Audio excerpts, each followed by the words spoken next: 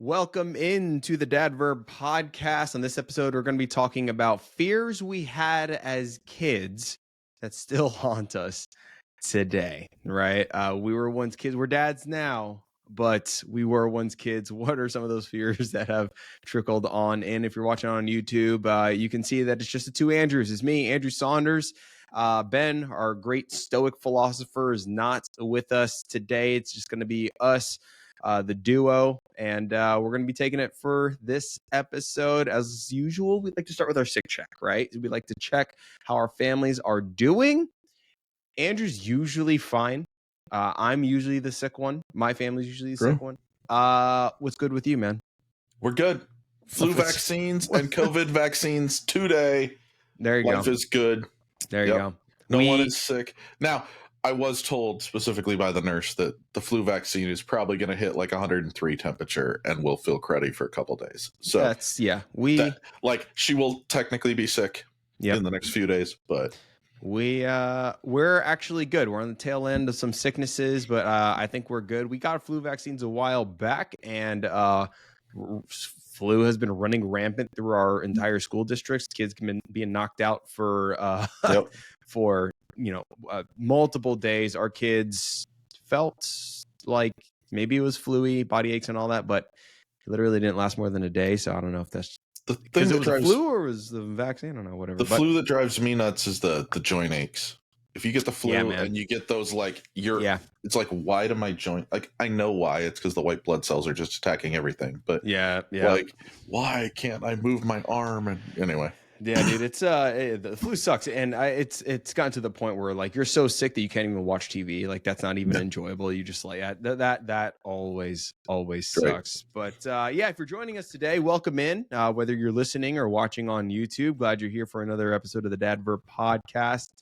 Gonna have a little bit of fun with this one. We're gonna be talking about some fears that we had as kids, and how and whether or not that's trickled into our adulthood. Now, it has. I can think of like two main ones that kind of really stuck with me into adulthood. Now, like before we get into that though, I do want to say like I had a lot of fears, just goofy ones as kids, and they faded away, but they were weird. And when I was kind of thinking about this episode, one of them was, I don't know if you had this, but one of them was, I thought that sand, like quicksand, was going to be a much bigger deal than it actually is. Yeah, no, you're not wrong. Like, I thought I could just walk through the woods and be like, I'm going to fall in quicksand. I always need to be ready. Yeah. Like there was so many cartoons like quicksand. And I don't know, like quicksand, like in some like things that I've seen, like it's like there's a depth where like it'll just go down about like a foot and you can just kind of weasel your way out. Right. Like, I thought it would like, just take over your entire body and death, like definite death. I think you and I watched the same like Beastmaster movie or something as a kid, right? Where he's like going down and the weasel's got to throw him a rope and save him. Like, I mean, like, yes, I asked my kids like when I was putting them to bed, so I was like, what are you? Because I was thinking about my fears and like, I was like, what are you guys like most afraid of? What do you guys think? And honestly, nothing too juicy. It was killer sharks, panthers. Son really doesn't like panthers, like big cats kind of scare him. Like they're like reading about them and in school and all that. But like the idea of a big cat coming at you, like Colin does not like that. He's not going to be the kid at the zoo that's like right up next to the tiger face. I don't think so. No, I think yeah, exactly. And like, I mean, we went to the Dallas Zoo, and there were just a couple of gorillas, silverbacks that were they look docile. They were really docile, just there. And all of a sudden, they go literally like nuts, and they just start fighting, and it gets very violent. And if like you think for a second that like, no, I can maybe like take on like no, there's no you're not taking on a gorilla. They lit each other up. They were it was just like it was like thunder. It was lightning just right there. I remember our kids were like, and like, whoa, no. Yep. Yeah. So No. There's a reason we're the top of the food chain, and it isn't because we're the strongest. It's because we figured out how to shoot things fastest. Yeah. Our strength is our brain. Nothing physical or fast. It's just brain. Yeah. That's it. That's what we got. No.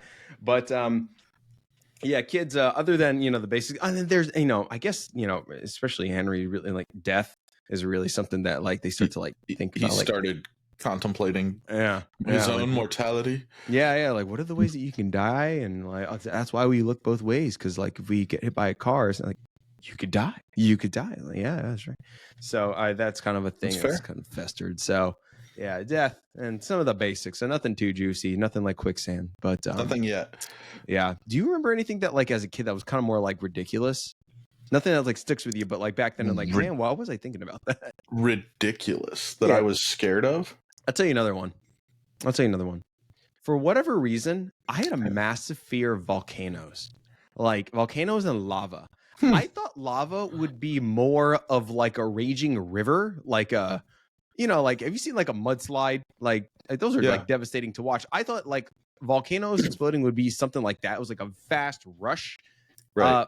But they're much slower than I thought. I guess I like watched too much. Like there's a movie called like Dante's Peak. Yeah. And just like those, there's another volcano movie. I forgot what it was. Maybe it was called Volcano. I don't know. And it was just like crazy and just like fast. And I don't know. I thought I was very scared of lava. I'm trying to think of like ridiculous fears that I definitely grew out of, but I'm not. I mean, I can remember having vivid like, oh, actually, no. I got a really weird one for you. Mm-hmm. There was a VHS cover, and I don't remember the name of the movie, but it was a horror movie, and it was a snake or a lizard or something, and it was coming out of the toilet. And I had an irrational fear of sitting on the toilet for like just like every time I'd like check, okay, there's nothing there. And I don't think I ever vocalized it, right? But it was always like in the back of my head, like, no. And then as an adult, I find out that if you go to Australia, that's a thing, because the snakes will climb up the toilet and the spiders will hang out. And I'm like, okay, so I just learned about 2 continents I don't need to visit ever. No, dude. Okay, so we have like very few listeners from Australia, but they are there. They exist. I'll tell you, I've seen some videos of what you guys have packing over there, over in Australia. Right. It is wild. The size of some spiders and snakes that I've seen, it is. It's what nightmares are made of, man. It's what nightmares are made of. It really is. I mean, that being said, my wife and I are currently binge watching Farmer Wants a Wife Australia edition, because there's only 2 seasons of the US edition, but they have Farmer Wants a Wife. It's a farmer who wants a game wife show, and he brings 4 to 5 city girls to his farm for a month, and then he slowly like eliminates them as things go wrong. So are you going to tell me you're one of those guys who's like, Bachelor's trash TV, Bachelor, Bachelorette, never, but Farmer Wants a Wife, I'm in. Effectively the same thing. The delta difference here is they have something like, I know I'm going to get this wrong, but I know of at least 4 marriages and 15 kids that they have already produced on this show, which I think beats The Bachelor like out the wazoo. How do people do that many kids? Like just kids, like more than we have 3. We're done, right? Like I don't understand. It's a tough thing. 9 weddings, 30 kids. That's 4 apiece. I mean, it's not a lot. Yeah, that's true. That's true. 4. Yeah, I mean, if we went for 4, but I think they're over that. Like, someone from Australia comment and let us know what the current Farmer Wants a Wife marriage child count is, and we will correct ourselves on a future podcast. Oh man, stupid guilty pleasures. But so those shows make me want to go to Australia, because they're like, they present all these fun, cool places. But then occasionally they'll be giving an interview and you'll just see them like smack a fly. And then I have that remembrance that like, oh yeah, the whole place is covered in fly. I forgot about that. Actually, and there's Australia, that rabbit fence thing. And anyway. Australia is a place that I've always wanted to actually go. It's just it's a top visit place for me. I've always wanted to do Australia, just South Pacific in general, Australia, New Zealand, Tonga, Fiji, like all those areas. I think that'd be really fun to just like explore and visit. Australia, now a new reason to go. Bluey, home of Bluey, got to experience what they've got. What I just heard is that if Australian company sponsors you, you will do an on-site Dad Verb podcast from 100%. Absolutely. Yeah. I'll try an accent over there. Is that how they talk over there? Don't insult them already. Wait till you're there. Anywho, let's get into our fears, okay? Right. Let's talk about some of the fears that we had as kids that have trickled into fatherhood. Yep. And maybe let's kick it off with you. What do you have, ma'am? What do you have? So I'm slowly working my way out of it, but I am afraid of snakes. Okay, I can't do it. I can't hold them. Yep. Best man at my wedding had a snake in his house for years. The best I could do was kind of like, yep, that's a snake in a fish tank. Backing up. But I don't need to hold it. Nope, yeah. I don't need to watch it eat. Nope, I don't need to nothing. Yeah. I mean, I've had to adult a few times because garter snakes have gotten in the house or the basement, but I will not pick them up. I'm out with a garden rake, you are 4 feet away from me and you're going outside, right? Yep. So, but I know where it comes from. So there was a show called Rescue 911. Oh, I know. William Shatner. Yeah. And they retold 911 stories. So they were true 911 stories, but they reenacted them. Yeah. And very familiar. This fear comes from an episode where someone had a 16-foot python, or maybe it was a boa constrictor. I don't know. It was a 16-foot snake under their house. Mm-hmm. And the only way to get this thing out, they didn't know what was happening. I want to say it ate a small dog or maybe a cat. Mm-hmm.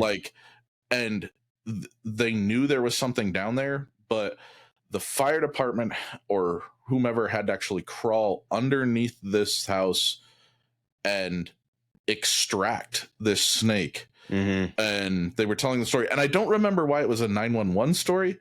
I feel like it was one of those, it got a hold of a kid, or it got and it was there's a snake, it did this, it's right. Yeah. Anyway, so I saw that at an impressionable age.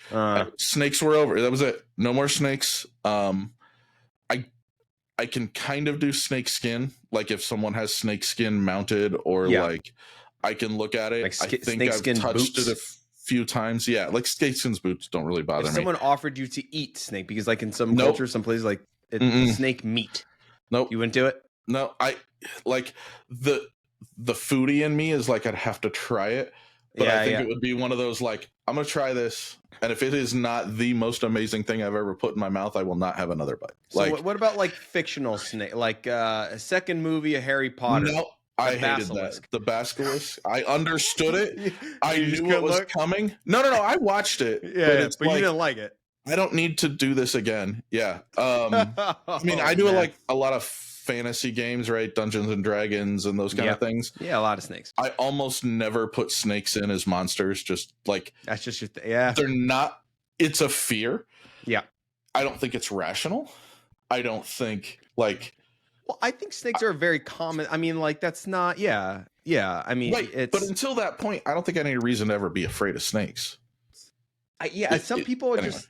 Yeah, I mean, some people are just spiders or anything like that. It's just tarantula. My wife, deathly afraid of tarantulas, and there's nothing in her childhood that just that sets something off. It's just she hates it. Just the way it is. Well, so, all right, let me ask you a question. And there is that curve that snakes have. Your eye will catch that natural. It's a self-protection mechanism. Yep. So it is one of those things that some people are predisposed to nope, that's wrong, right? Anyway, you had a question. No, and that's the thing. If you think about it too, if you think the Bible, you're an atheist, right? And the Bible is just purely fiction. It was just written by just people, right? There's a reason why they picked a snake, at the beginning there. It's just it's a scary thing, Right. So it's okay. So here's my question. So that's the first one.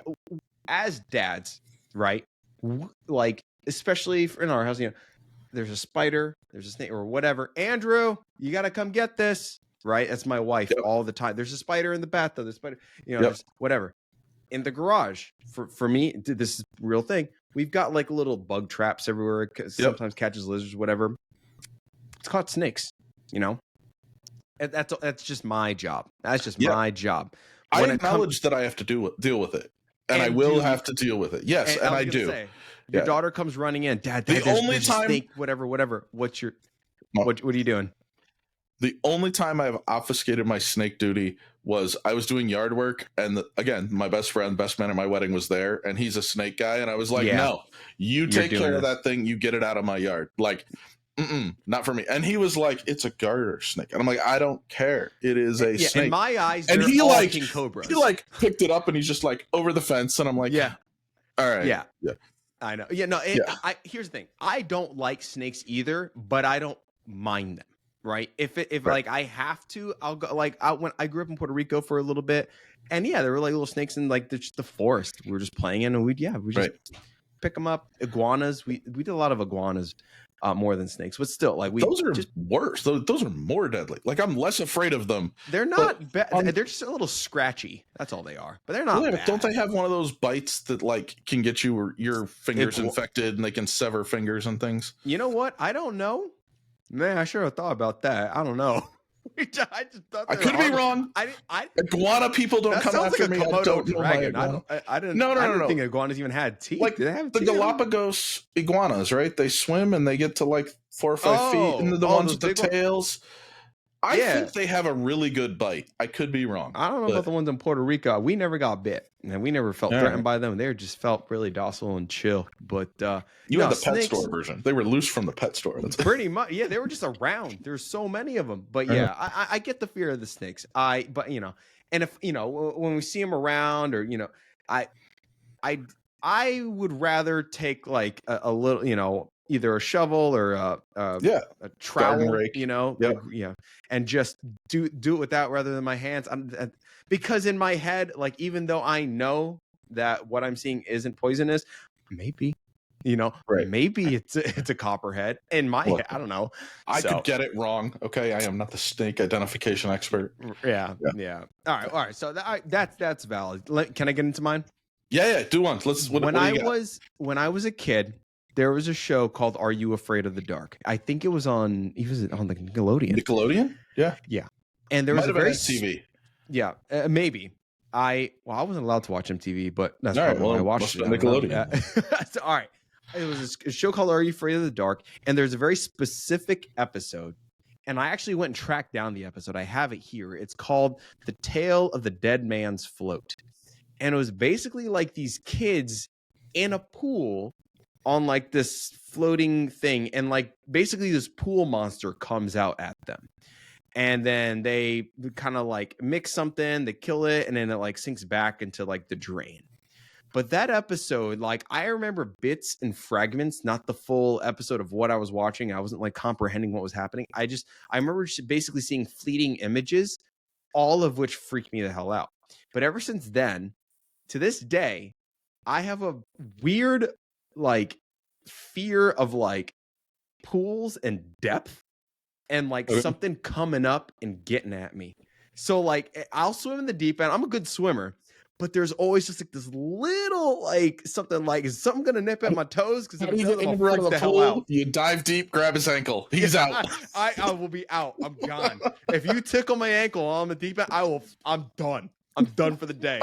That's it. So like this episode, I'm watching it not on YouTube. It's actually on dailymotion.com. It's where I found it. But I don't know if anyone else saw this. If you did, like, comment, man. That's awesome. But specifically like pool drains as well. Like I feel like the monster got like sucked into the drain, or that's where it kind of originated from. So like I'll go into the deep end and I'll like go to the bottom of the pool if I like, just messing around, or like my kids dropped a whatever, I have to go retrieve it. But if it's by the drain, I don't like it. I will just like the drain is gonna get me. Yeah, and I'll just grab it and whatever I gotta go and just go away. Like the pool drains at the bottom. so stupid. It freaks me the hell out. Right. Though. It's one of those, like, it doesn't make any sense. It doesn't make any sense. It's a closed water circuit. Like, there's no way. It's not even connected to the sewer system. Nothing can climb out of it, right? Like a small part of me is like, what if it just like activates and it just decides to suck down and then it just sucks me? Because I feel like when I was a kid, I heard some sort of story of that. That's happened. It has happened, right? Yeah, that has actually happened where kids have reached into like those cross drains and the covers haven't been there, and they've created a seal, and then it has enough force to like trap them. But it's usually because me the hell out. Their arms are small enough to get them stuck. Yeah. No, that happens. I don't like this. I've heard stories of like pool drains and drownings, and like I don't know, and I associate it with this episode of Are You Afraid of the Dark? And just the correlation that I concocted in my head just freaks me out to this day. I don't like pool drains or anything like that. And small parts of me are like freaked out by like the ocean, right? If I'm like floating in the middle of the Pacific, right? There are a lot of factors about why that situation sucks. But another situation is like if like a whale comes like next to me, like, damn it, I hate this. Like, that's like, don't tickle my feet, bro. Like, get away from me. It's like depth and everything that's hiding under the ocean and what can like tickle and get at me and then eventually kill me and eat me, drag me down. Oh, it just gets in my head. So I didn't know this till the first time I went scuba diving, but I can't do shipwrecks. Yeah. I learned how to scuba dive, and I was like inches behind the instructor the whole time. We went towards a shipwreck dive, and all of a sudden I was on the surface, and he was like, you just disappeared. And I rolled over, and there you were bobbing on the surface going over this sunken fishing ship that wasn't even like a real ship, right? It was like somebody's fishing boat that it sunk for whatever reason, but it wasn't like it wasn't one of those where like people were trapped inside or no one got away or there was even a kitchen in the boat, right? It just sank and took on water and it's capsized. And he was like, you were gone. And then we got over the boat, and he was like, and then all of a sudden you were right there again. And I was like, oh, okay, I didn't even know I did that. So yeah, that honestly, you bring that up, and I think about that freaks me out too. There's something so ominous about that. Because for me, it's like the story of how that got there. Something bad happened, and it shouldn't be there. Right. So that man-made thing should not be. That is out of place, and I'm not gonna use it as a tourist attraction. Exactly. It's not in its natural environment. It freaks me out, and I'm like, I don't like this. There's like a fear associated with that ominous, the depths. Something I fear the depths. You know what I mean? So there's that. He doesn't even like his own psyche, folks. He fears the depths. Yeah, the depths. So there you go. That's a little bit about me. Do you have another one you'd like to share? I do. I do have one more too. We'll each go one more. There you go. I grew up in Iowa, near the University of Iowa. The University of Iowa has a natural history museum.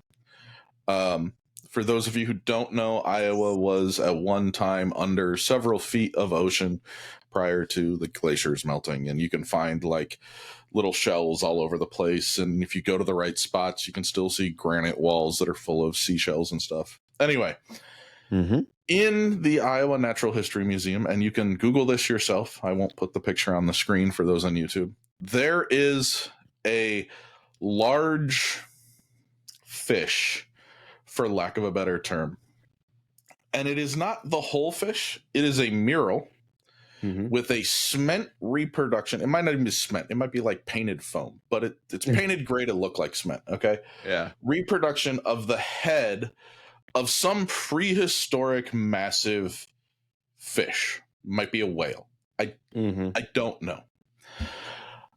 I was alone in the Natural History Museum. My parents think I was on a Boy Scout like event when this happened.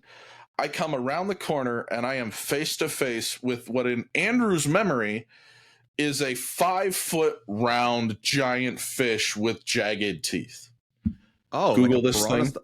No, dude. like big old fish, jagged teeth.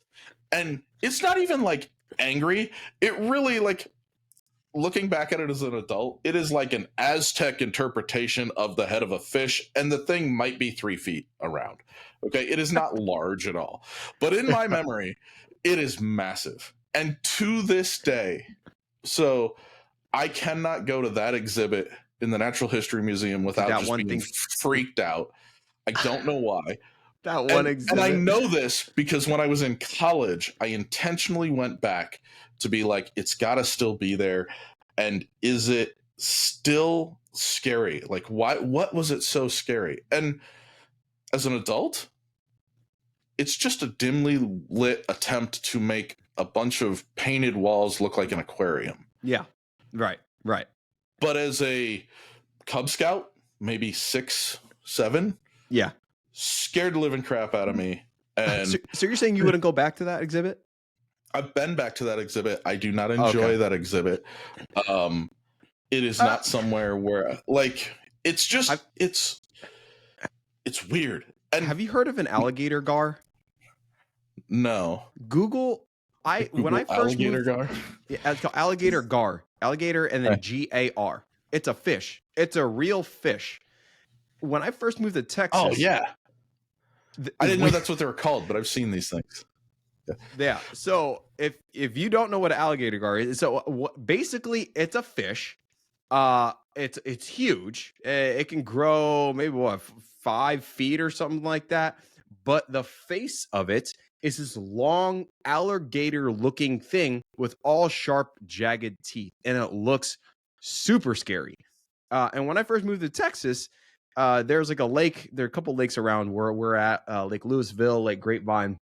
And, you know, we went boating there. And I had a couple buddies tell me like, yeah, it's fun. But you got to watch out for the gar.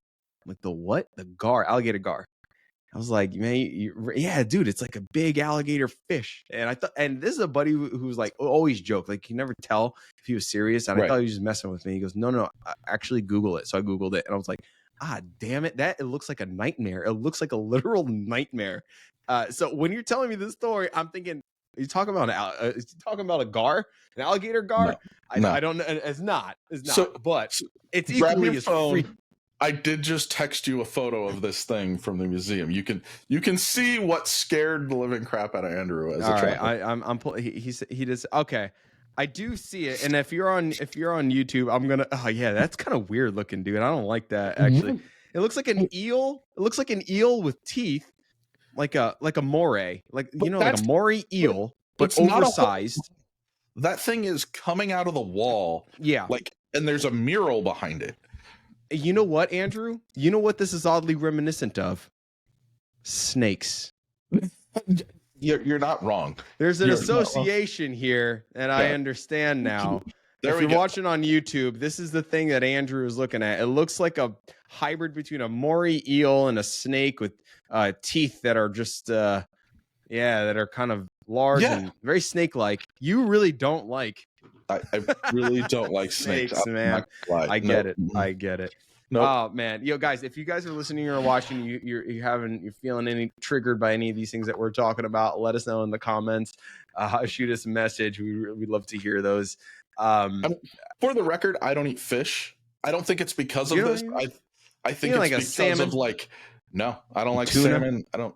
I will eat sushi because I spent enough time in Japan to appreciate good sushi. There you go. But like grilled fish, I'm like that's disgusting. That's not a thing. There's nothing. No. Gotcha. Nope. But my dad think that's completely. He's like, no, you lost your taste for fish when we went to some fish market and you saw them live in San Francisco swimming around, and then you learned that thing was that thing, and you were done with fish forever. And I'm like, I don't know why that messed me up. I literally watched my uncles like hack apart cows, but whatever. Okay. Oh, that's funny. Yeah. So, what's yours? Right. You got a big one? Last one. Yeah. So when I was a kid, like for whatever reason in my head, sometimes I would think that like I was being watched. Like there's cameras, and I would have to like make sure that I was acting right. So there's like a camera. Christian guilt. Yeah, it's basically that. Like God, yeah, it's in part like a God thing. I think like some Christian kids had this, but like it's part like a God thing, but also just like it was also like a database that maybe my dad had. I watched the Truman Show probably younger than I needed to. And that also fueled a little bit of it too. But a small part of me always thinks that somewhere, somehow, there's a camera, like somewhere, and that like I've never shoplifted in my life.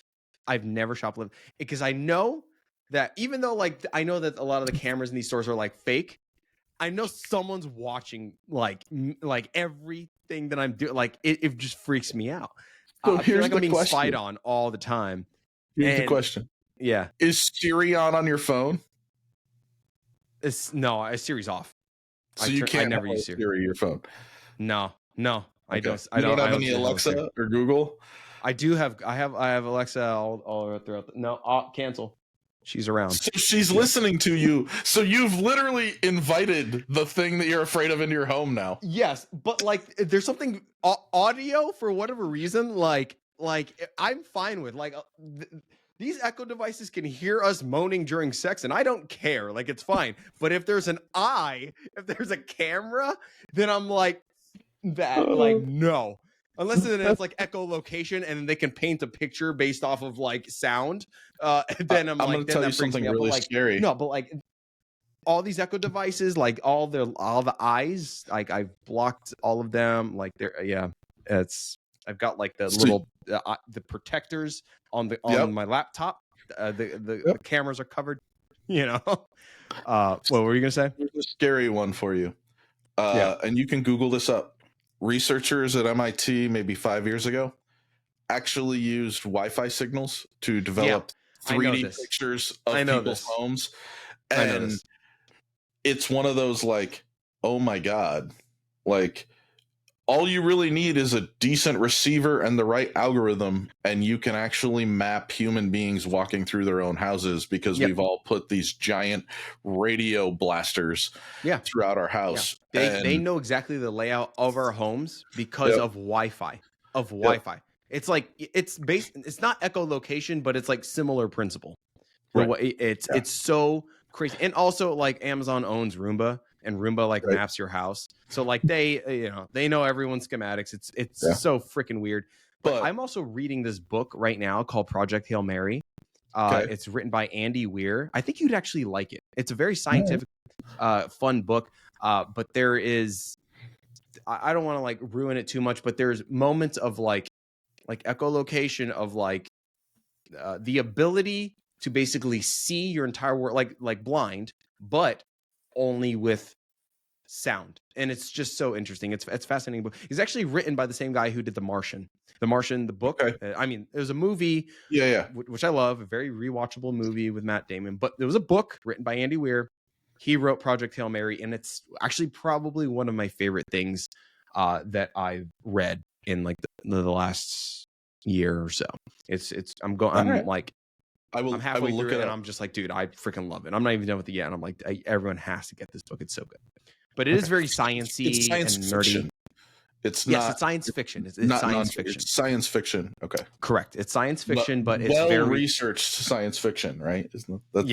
There you go. It's fantastic. But anyway, we kind of went all over the place. But yeah, those are the fears, right?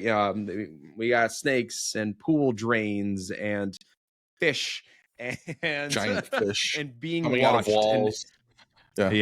Yeah, there you go. So yeah, I feel like I always have to be on my best behavior because of cameras just being I think the takeaway from this is I don't think either one of us had a traumatic childhood, and we still developed what, for lack of a better term, is irrational fears. And correct. There's no avoiding them, and I think that's kind of the answer, or the thing you should take away from this, right? Is we are two functionally competent adults who have developed families and held down day jobs, and you're listening to us for God knows what reason, but you're listening. And the reality is we've developed irrational fears from strange childhood events. So the idea that you're going to protect your kids from those is kind of as insane as the idea that you're going to protect them at all, right? So do your best, have fun, but understand that your kids too will grow up with an irrational fear of whoopee cushions XYZ. for whatever. Yeah, there you go. Yeah. I mean, that's just how it's going to be. And you know, like then there are like legitimate fears of like death and stuff like that. And it's like, all right, how do we as parents like navigate that? And that's something that like give them the tools to cope. Yeah, exactly. And that's something though where Ben comes back and he's like, okay, here's everything that you need to know, guys. Right. And then he's going to give us the hammer. So right. Anyway. I mean, mine is how do you teach a kid about death? You get them a dog when they're born. Oh gosh. And then about the time they're 12, then unfortunately the dog's reaching elderly age. See, why so before they're 18, they will learn. Let's do it with a fish. Practical? Fish is much easier. Yeah.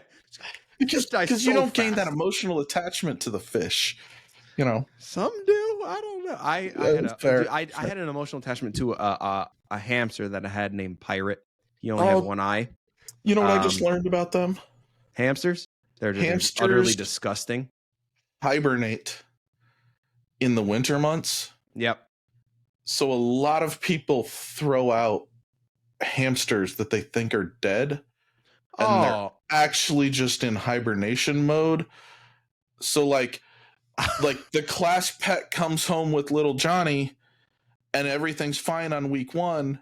And then the hamster goes into hibernation mode and the Christmas break happens and, you know, they neglect it a little because Christmas and they're busy and whatever. And then mom goes to check on the hamster and the hamster's dead. No, the hamster is hibernating and it dies in the trash dump like hours later, right? Because she threw it away and it goes out with the garbage. Like, so PSA, hamsters hibernate. Just because the hamster isn't moving in the cage over break in the winter doesn't mean it's dead. Yeah.